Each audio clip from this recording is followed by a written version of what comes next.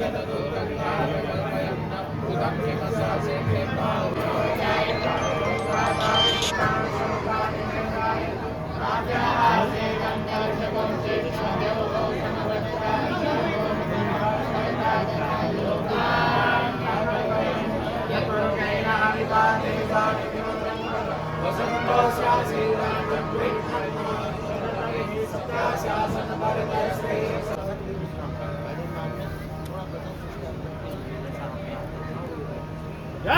श्री लाला जी की श्री वाली सरकार की जय।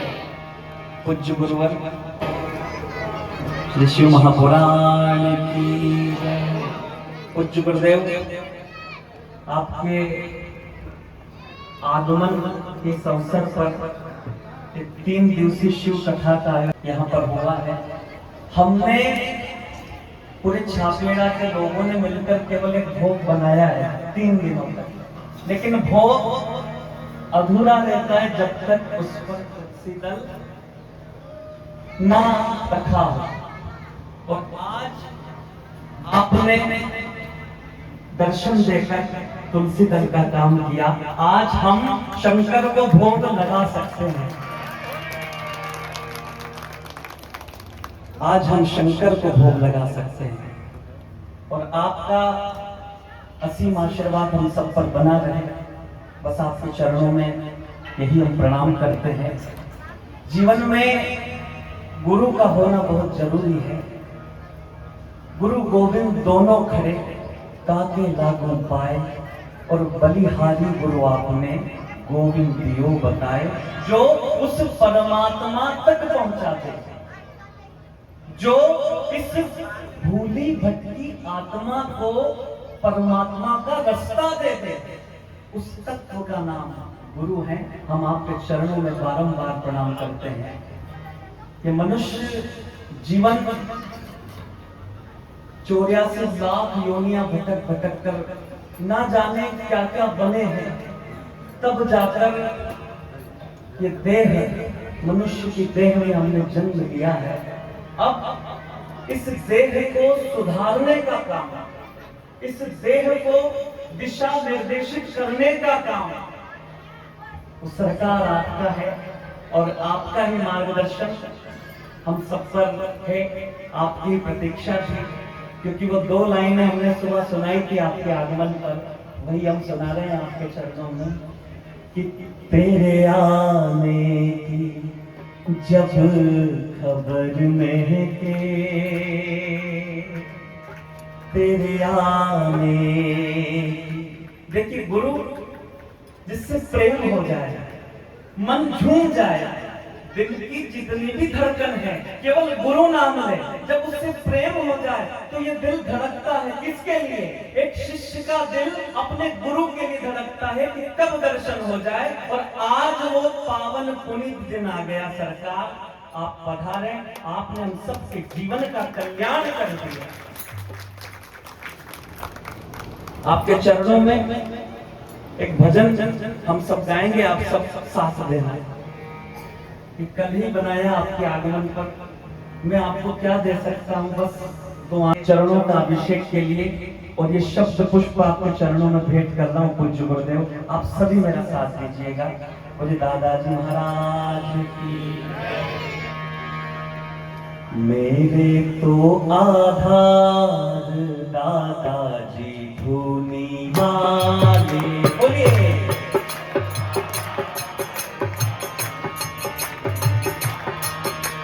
मेरे तो आधार दादाजी भूमि वाले,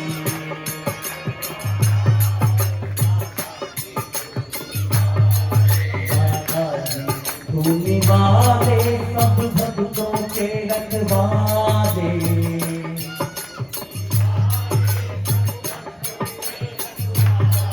दादाजी भूमि वाले, सब भक्तों के रखवाले। दादाजी भूमि वाले, मेरे तो आभार दादाजी भूमि वाले।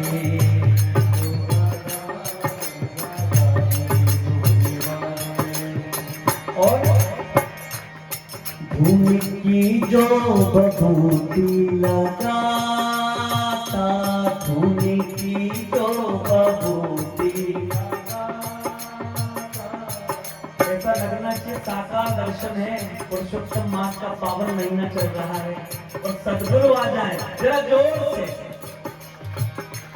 भूमि की जो बबूती लगाता, भूमि की जो बबूती लगाता, अपने संकट को पल में मिटाता, अपने संकट को पल में मिटाता। भूमि की जो बबूती लगाता, भूमि की जो अपने संकट को पल में मिटाता, अपने संकट को पल में मिटाता। और उठाकर जरा दोनों हाथ। करते वाले प्यारे दादाजी धूनी वाले, करते वाले प्यारे दादाजी धूनी वाले, मेरे तो आधार दादाजी धूनी वाले,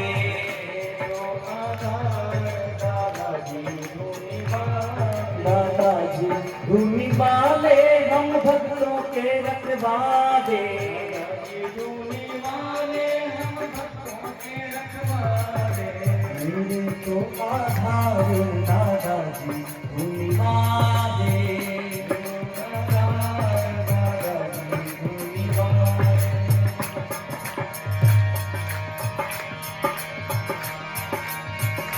खंडवा नगरी में आसन लगाया,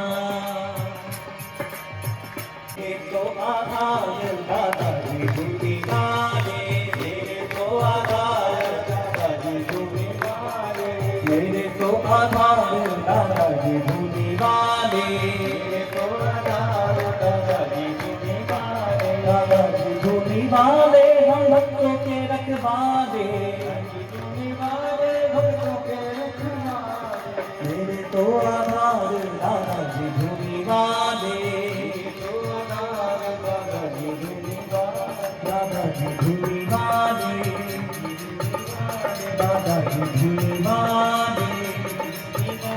दादाजी धूनी वाले, धूनी वाले दादाजी की जय।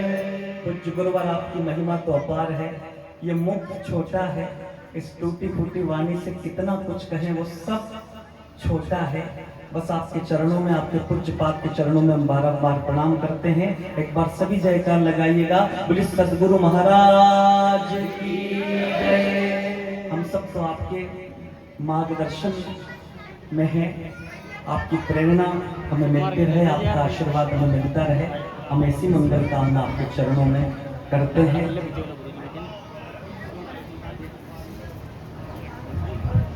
श्री धूनी वाले दानावली की जय, श्री नवराम मैया की जय, श्री शिवपुराण महाकथा की जय।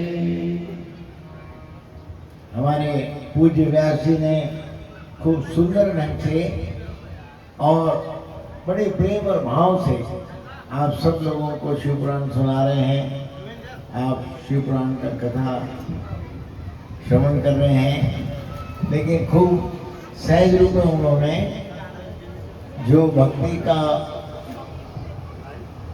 तत्व है कि गुरु तत्व और गुरु तत्व की महिमा छोटे से भजन के रूप में आप सबको हमको निश्चित करी है।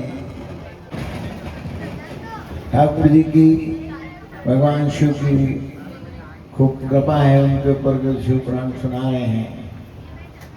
शिवपुराण में जिस तरह से भगवान शिव ने पार्वती जी को अमर कथा सुनाई, आपको अमर कथा भी आपने से पता ही होगा, लेकिन देखो कैसी एक द्वंद बात है और कैसी विचित्र गुप्त बात भी है और बड़ी साधारण सी बात भी है कि भगवान शिव ने मैया को राम कथा सुनाई।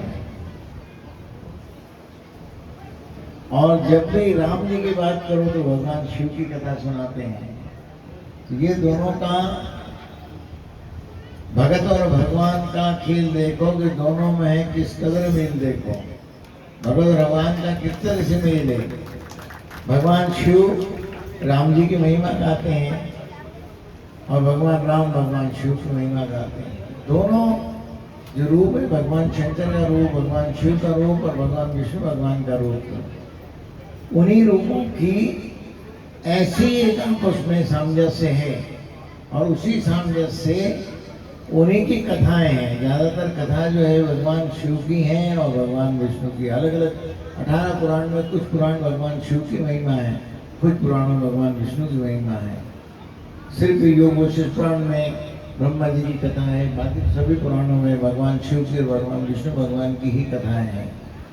कहने का मतलब ये है कि आप सब लोग मन में कभी ये नहीं गाएं कि भगवान शिव बड़े हैं, भगवान राम बड़े हैं। आमतौर पे आदि देव भगवान शिव को माना जाता है, लेकिन आप देखो अमर कथा के रूप में और रामायण जो भी अयोध्या कांड है, जो भी दशरथ जी हैं, ये सब कितना बाद में हुए, लेकिन अमर कथा भगवान जो है पार्वती जी को सुना रहे। इसमें राम कथा, राम का भगवान का राज्य और सीता हरण और ये सब कथाएं जो है मैया पार्वती जी को भगवान सुना रहे हैं। तो कभी मन में ऐसी बात नहीं आए कि भाई आदि भगवान कौन है।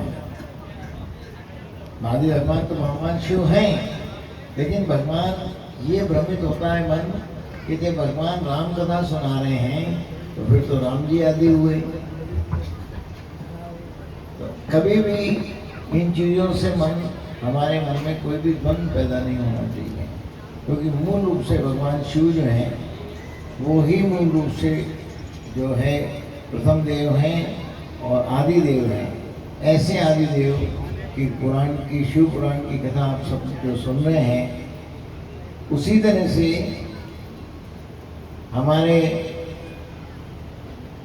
गौरीशंकर महाराज को श्री धुनी वाले दादाजी महाराज ने, श्री किशनानंद दादाजी महाराज ने भगवान शिव रूप में दर्शन दिए और वो आपको ज़्यादातर उस कथा का सबको पता है। लेकिन जब भगवान गौरीशंकर महाराज मरगवाई की परिक्रमा लगाते लगाते 12 परिक्रमा उनकी होगी।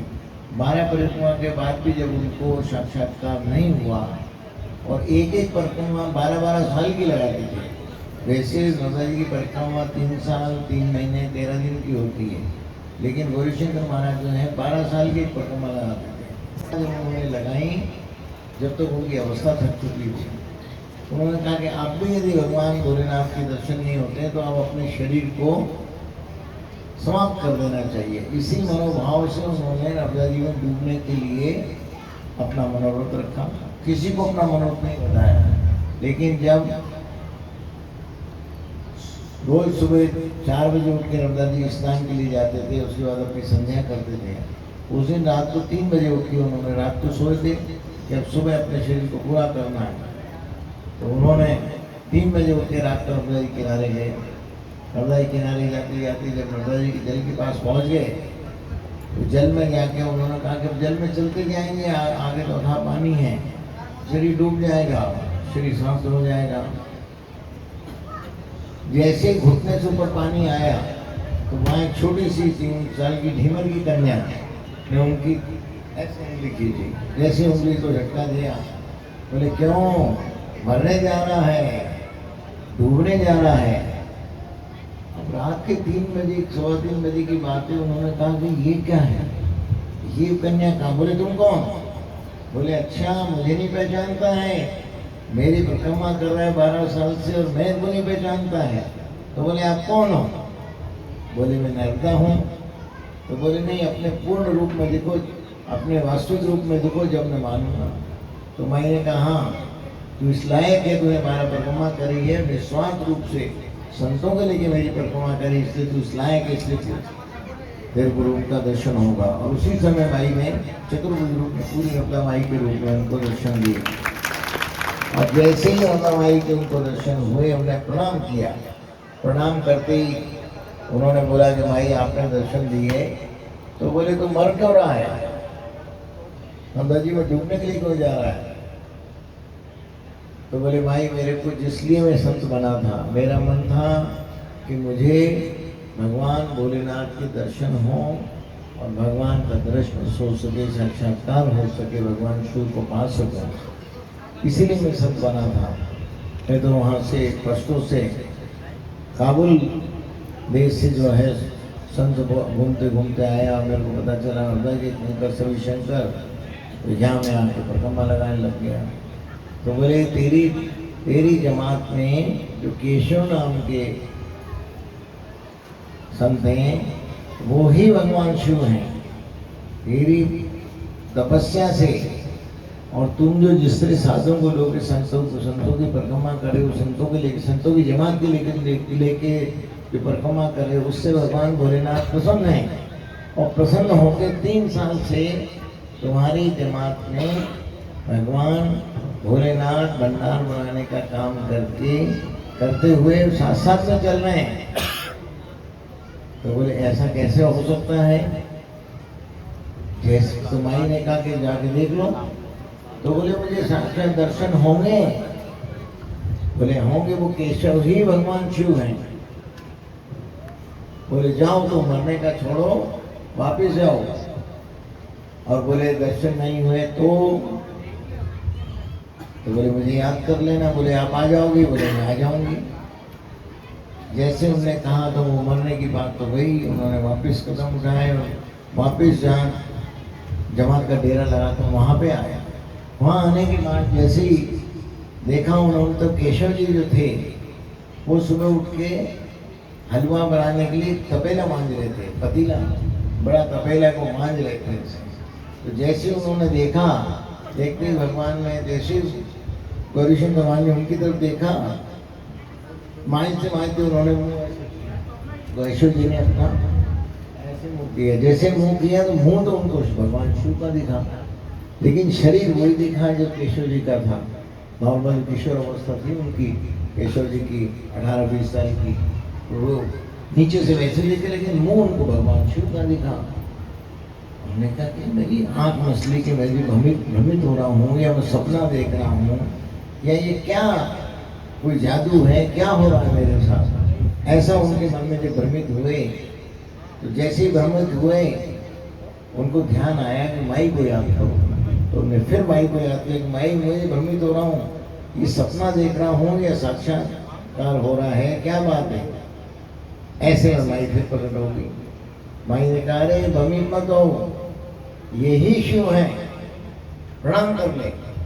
तो जैसे ही उन्होंने प्रणाम करने के लिए आगे बढ़े, तो वैसे ही भगवान तपेला छोड़ के केशव जी पद्मासन लगा के बैठ गए और उन्होंने प्रणाम किया। प्रणाम करते फिर माई खड़ी रही। माई ने कहा कि देख अच्छी तरह दरस कर ले, जो बात करना है बात कर ले, ये ही शिव है, छू के देख ले।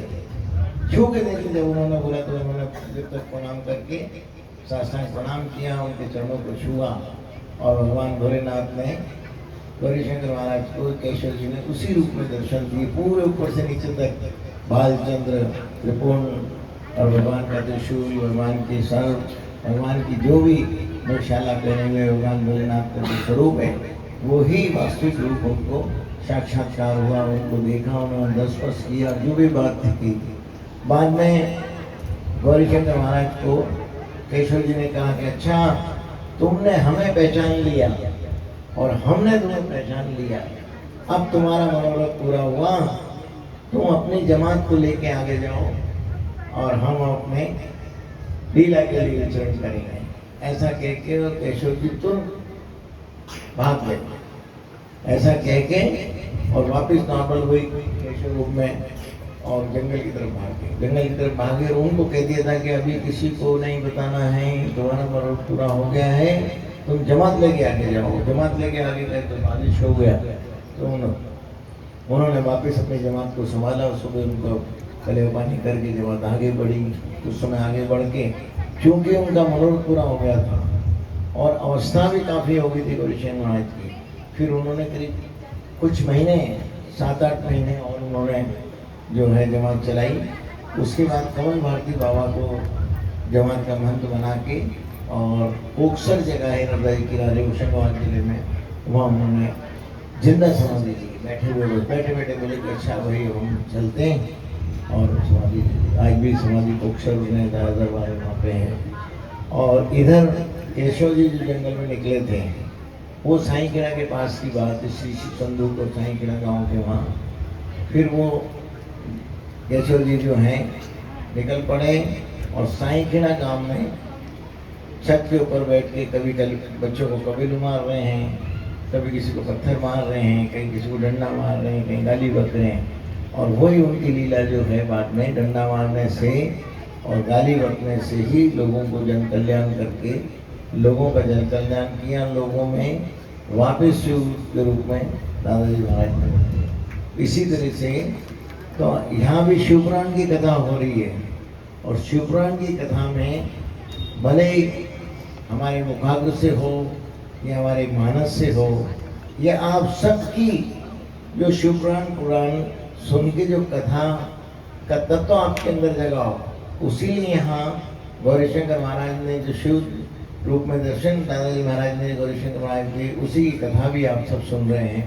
ये उन्हीं की कृपा है। भगवान भोलेनाथ अलग अलग रूप में जो है अलग अलग, जैसे हनुमान जी भी भगवान शिव के ही अवतार हुए हैं, रुद्र अवतार हुए हैं, लेकिन राम काल में भगवान ने राम जी की रक्षा के लिए उनका साथ देने के लिए हनुमान जी के रूप में प्रकट हुए।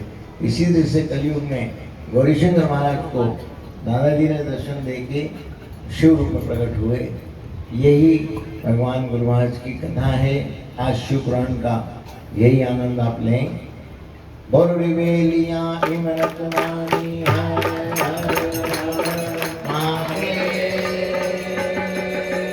बोल बेलिया हर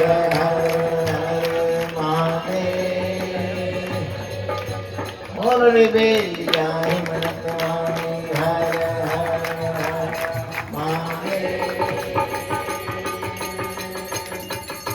आप हम सब लोग भगवान शिव की प्रसन्नता के लिए जिस तरह से रावण ने जिन मंत्रों से भगवान शिव को प्रसन्न किया था, उन्हीं मंत्रों की स्तुति से हम लोग शिव तांडव के रूप में भगवान भोलेनाथ की प्रार्थना करेंगे।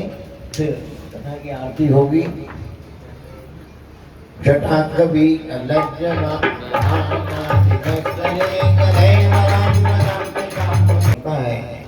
है भाव रखता लक्ष्मी सदैव लक्ष्मी उसके सामने रहती है।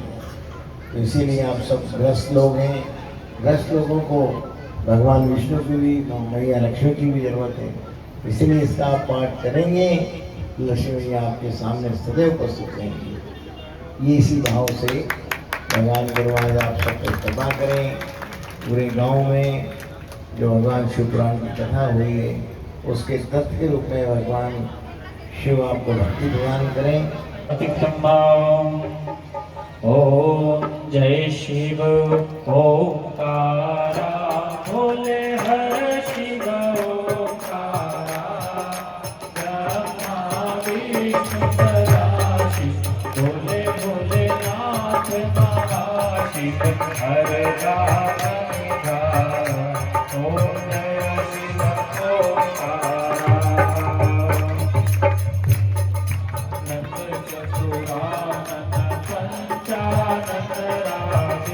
भोले पंचानन राधे हंसा ससुरास हंसा ससुरास यशवा हंसादे ओ हर हर हर हर महादेव।